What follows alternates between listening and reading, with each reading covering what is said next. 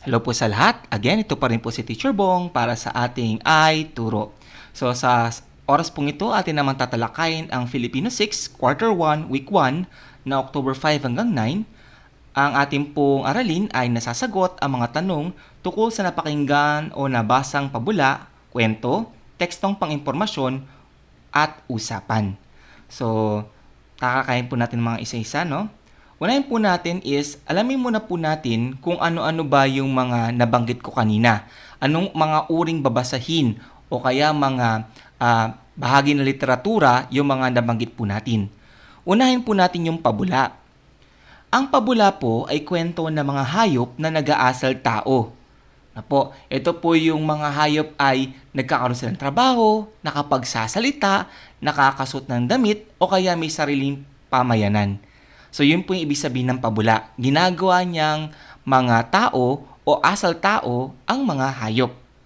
So halimbawa po nito yung ang kambing at ang lobo, yung country mouse at city mouse, at saka yung pinakasikat po si Pagong at si Matching. Ang tanyag po sa larawang ito ay si Aesop. Ngayon po, tukoy natin susunod. Ang susunod naman po ay kwento. Ano ho ba ang kwento? Ang kwento ay pag-uulit na pasalita o pasulat ukol sa isang bagay o pangyayari na may simula, kasukdulan, at wakas.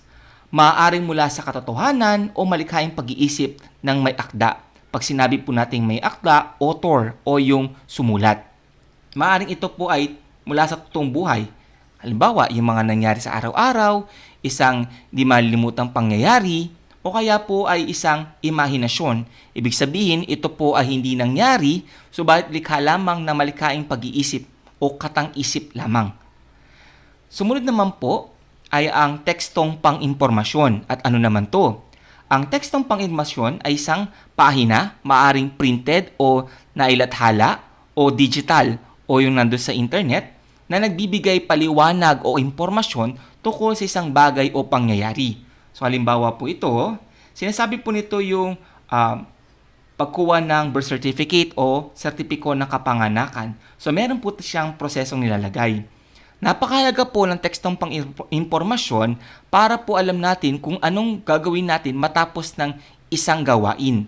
Halimbawa, dito po sa pagkuha ng sertipiko ng kapanganakan sa Maynila, meron po siyang mga proseso. May step 1, 2, 3, 4 hanggang 5. So, ito po yung magbibigay sa atin ng idea kung nasa na po tayo sa ginagawa natin at kung malapit na ba tayong matapos sa ating ginagawa. So, ito po yung tekstong pang-impormasyon, lalo na po yung patungkol sa proseso. Sumunod po, ang usapan. Ang usapan ay ang palitan ng salita ng dalawa o higit pang tao. So, ito po ay isinusulat ang nagwika sa mga pangungusap. Halimbawa, meron tayong tatlong tauhan, si Juan, Pedro, tsaka si Diego. Tingnan niyo po ha. Pag nagsasalita si Juan, hindi po nilalagay ito na diretso lang. Ito ay nilalagyan kung sino yung nagsasalita. Yan po. Tapos meron siyang tuldok-tutuldok. So, nasaan ang aking panyo? Sabi ni Pedro, hindi ko alam. Para alam niyo po kung sino yung nagsasalita. So, yun po yung sa usapan o dialogo. No? At kadalasan sa mga dialogo, meron pong mga naka-italiced o yung mga nakatahilist o kaya nakasara po ng naka-open and close parenthesis na ibig sabihin po ay hindi ito binabasa. Ito po ay kung sa halimbawa kayo ay binabasa niyo yung mga sinasabi ng mga tauhan, hindi po ito babasahin. Ito po ay nagsasabi lamang ng ginagawa nung tauhan sa kwento. So, pag nakita nyo po ito ay nakatahilis o kaya naka-open and close parenthesis, ang ibig sabihin, hindi po yun bahagi ng sasabihin o bibigkasin. Puwera na lamang kung yung buong pong kanilang usapan ay naka-italiced o nakatahilis. Sumunod, tala-arawan. So, ang tala-arawan o diary sa Ingles ay naglalaman ng mga mahalagang tala. Kaya nga po sinabi siyang tala-arawan. Tala, ibig sabihin sulat. Isinusulat to kada araw o arawan. Kaya, tala-arawan. Mahalagang tala o sulat kada isang araw. So, may mga pagkakataon naman po kung hindi naman importante yung nangyari sa isang araw, maaaring laktawan na lamang ito o wag nang sumulat. Pero syempre, kung tayo gagawa ng tala-arawan, maganda po ito ay nasa arawan na po para maalala natin yung ating mga ginagawa. Halimbawa, Oktubre, 4 ng Oktubre, bukas ay simula na ng klase. Excited na ako sa aming aralin or sa aming online education. Tapos sa Oktubre 5 o ika-5 ng Oktubre, naging maganda ang aming unang araw ng new normal. So ito po yung tala-arawan. Sinasabi nito yung mahalaga lamang sa nangyari dun sa may akda. Yung para sa kanya, iniisip niya na napakahalaga na dapat isulat upang hindi makalimutan. Apo, maaaring isulat dito hindi lamang yung mga tauhan o mga taong nakadaupang palad o nakasama, maaari din pong isulat dito yung mga nakita, naramdaman o kaya po yung mga emosyon na mayroon sa mga taong nakapaligid sa may akda. Napakahalaga po nito para maalaman natin yung ating mga nagawa, ginawa at saka po yung mga tao na nakasama. Sumunod po ay ang anekdota. Ang anekdota ay maikling salaysay ukol sa isang mahalagang pangyari sa buhay na nakakapulutan ng aral. Po. So yung nasa picture po dito, ito si Henry C. Ito po yung may-ari ng or yung founder ng SM. So dati nagtanong sila kung ano po yung SM. Ibig sabihin po na SM ay shoe mart, hindi po supermarket. Na po.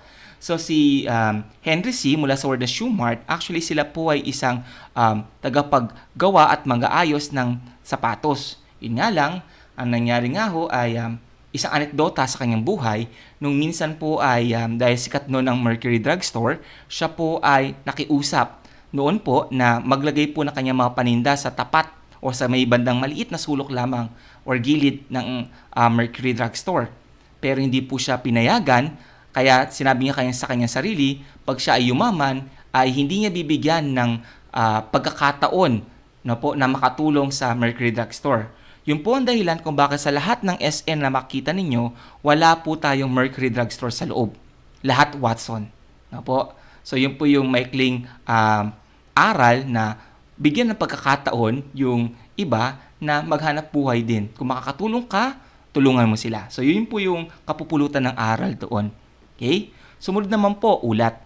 Ang ulat ay nagbibigay ka ng impormasyon sa madla o sa taong bayan mula sa mga datos na nakalap. So yung mga newscaster po, kanila pong binabalita yung nakuha ng mga reporters nila o yung mga interviews na nakuha po nila, ibinabalita po nila. Ang ulat po ay dapat na hindi po ito papanig sa kahit sino man. Dapat ito po ay nakatuon lamang doon sa pagbibigay ng impormasyong nakalap. Wala na po siyang side comment. Although may mga ibang pagkakataon po na meron po tayong featured news, mga ganyan po, pero kapag po ang impormasyon ay dapat lamang sabihin, dapat po ito manatili lamang dun sa ano lang yung nakita, nadinig, naramdaman, and so on. Okay po? So, sa mga nabanggit po natin, dun po sa pabula, sa mga hayop, kwento, yung maaring totoo o kaya po ay imahinasyon, tekstong pang-impormasyon, yung nakalagay yung mga prosesong gaganapin o gagawin, yung usapan, yung pagsasalita ng mga tauhan sa kwento, tala-arawan, yung nangyari sa may akda, yung anekdota, yung isa pong mahalagang pangyayari sa buhay ng isang tao, at saka yung ulat, yung pagbibigay ng mga datos, lahat po yan ay nagbibigay ng mga impormasyon, detalye, o yung kwento. So ngayon ang tanong po dito is, paano ba natin makukuha ang mahalagang pangyayari sa isang babasahin? Mapakwento yan, ulat yan, pabula yan, o ano pa mang bahagi ng literatura? Ang sagot po dito ay ganito lang. Tandaan nyo po, ang lahat ng kwento, lahat ng mga pangyayari, lahat ng mga anekdota man yan, tala-arawan yan, meron po yung simula, meron po yung kasuktulan, at meron po yung katapusan. So, dito po, sa example po natin, gagamitin natin yung kwento kasi madali pong gamitin ng kwento sa ganito pong pattern o ganito pong pagsasaayos. Tandaan po na meron tayong simula. Ang simula ay mahalaga sa kwento. Bakit? So, dagi pong binubunan 3 lang ha. Simula, kasukdulan, at katapusan. Ano pong ibig ko sabihin doon? Yung simula, ipinapakita ang mga tauhan, lugar ng kwento, at panahon o oras. May kinalaman sa magiging wakas ng kwento ang simula. So dito po, nire-ready ng may akda o ng sumulat o nagkwento kung ano ba yung mayroon sa lugar, sino-sino ba yung mga tauhan, at patungkol saan yung kanilang magiging takbo ng kwento. So sa simula po, doon nakalagay lahat ang mga yon. Although, may mga ibang pagkakataon po na baliktad ang kwento, nasa gitna, tapos simula, tapos wakas. Yung ganyan po, no? Kung kayo po ay nanood sa mga Twilight, yung sa part po doon sa end, doon sa pinakahuli po na kwento, hindi po ba nagkaroon ng pagbalik sa panahon? Nag-forward tapos bumalik sa kasalukuyang panahon. So yan po, no? Next po, bukod sa simula, syempre, dapat alamin mo ano yung pinakamahalaga na nangyari sa kwento. So yung kasukdulan po yun. Dito ang pinakamahalagang pangyayari sa kwento, dahilan upang magbago ang ugali, sitwasyon o pananaw ng mga tauhan. Ano ba yung nangyari? Bakit ganito? Bakit ganyan? At ito po ay magiging dahilan para magkaroon ng pagbabago, maaaring sa ugali ng tauhan, sitwasyon o kaya po pananaw doon sa kwento na nabanggit. No, ito po yung pinaka-highlight, kumbaga ito yung climax sa Ingles. Next, at ang huli naman, syempre, ang katapusan. So, laman, ang aral, at maaaring balikan ang mga pangyari sa simulan ng kwento. So, ang laman po nito yung aral na kapulutan, yung pong moral lesson, yung pinakamahalagang matututunan mula sa kwento. So, yan po yung tatlong bumubuo sa tinatawag natin na kahit anong uri ng kwento o kaya babasahin. Lagi pong tatandaan na meron ito lahat na simula. Lahat ito ay may katapusan at lahat po ito ay may kasukdulan, yung pinakamahalagang bahagi ng isang pinag-uusapan o kwento. Ngayon po ang tanong, paano ako makakakuha ng mahalagang pangyari sa isang babasahin? So meron po tayong tatlong tips para dito. Ang una po, dapat, katulad nga po nabanggit natin kanina, alam nyo yung simula, alam nyo yung kasukdulan at saka yung wakas ng kwento. O halimbawa, doon sa kwento ng yung unahan, yung sa race nila Pagong at saka ni Kuneho. So, sa simula nun, alam naman natin na mabagal si Pagong at mabilis si Kuneho. Ang kasukdulan dito, nung natulog si Kuneho at si Pagong naman ay nagpatuloy pa rin. At ang wakas nito, natalo sa paligsahan itong si Kuneho. So yung kanyang kayabangan ay hindi nakapagdala sa kanya sa tagumpay. So maaaring yun po ang maging moral lesson o kaya yung pagtsatsaga ni Pagong na magpatuloy kahit na mabagal lamang siya. So yun po, pag nalaman nyo yung simula, kasukdulan at wakas ng kwento, malalaman nyo na kung paano iikliin ang isang kwento o kaya napakinggan o kaya binasa. Pangalawa, alamin ang mahalagang pangyayari at tauhan sa binabasa. Kung kayo po ay medyo malilimutin, pwede mong isulat ito sa isang pirasong papel yung mga mahalagang impormasyon na sa palagay mo ay isa sa pinakamahalagang pangyayari sa kwento. Lalo na po kung first time mo, unang beses mong babasahin yung kwento at hindi mo alam kung ano yung kasukdulan ng kwento. Maaari mong isulat ang mga ito upang magkaroon ka ng gabay kung paano yung pagkakasunod-sunod ng kwento. At ang huli naman po ay matutong gumawa ng buod sa isipan. Dapat, ang kwento po ay sa inyong isipan kapag natapos yun ng basahin, nakakabuo ka na ng summary o buod. Kumbaga, papaikliin mo yung kwento sa maikling mga ilang salita lamang, maximum of 5 sentences. Paano mo matatapos o makukumpleto yung isang buong kwento? Lalo na kung medyo maikli lang naman tong kwento. So, ito po yung tatlong paraan para makuha yung mahalagang impormasyon. Now, bakit po natin kinakailangang makuha yung mga mahalagang impormasyon na ito? Kasi po, dito sa ating nabanggit, meron po tayong mga katanungan sa kwento. Madalas po tinatanong dyan yung pinaka-basic, yung mga ano. Okay, tungkol sa ano yung mga nangyari, pinag-usapan po ito yung mga bagay, yung pong bakit, yung dahilan ng mga pangyayari. Pinag-uusapan din sa kwento, yung sino, yung mga tauhan sa kwento, saan, tapos maaari din po nating pag-usapan kung paano, lalo na po doon sa tekstong pang-impormasyon. Kadalasan po ang mga tanong na ito ay ating masasagot. Yung ilan sa kanila ay masasagot natin sa simula pa lang ng kwento. Yung sino yung mga tauhan, tukol saan ito, ano ang pinag-uusapan, ganyan po. Yung bakit at paano, kadalasan ito po ay nakukuha lamang sa dulo ng kwento. Bakit sa dulo? Kasi ang bakit at paano ay maaari lamang sagutin pag alam mo na yung mga naunang katanungan na mahalaga sa kwento.